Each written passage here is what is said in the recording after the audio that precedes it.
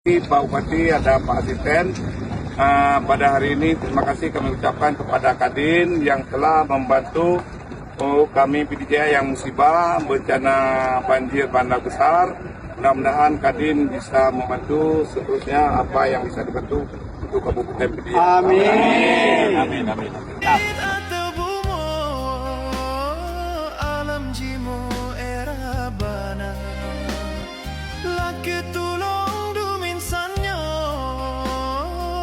Sebono negeri bala,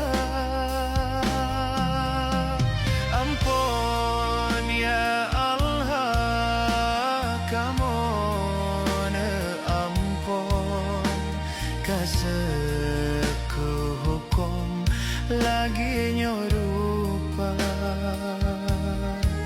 nugase kamu menyona salah kadang kala lupa.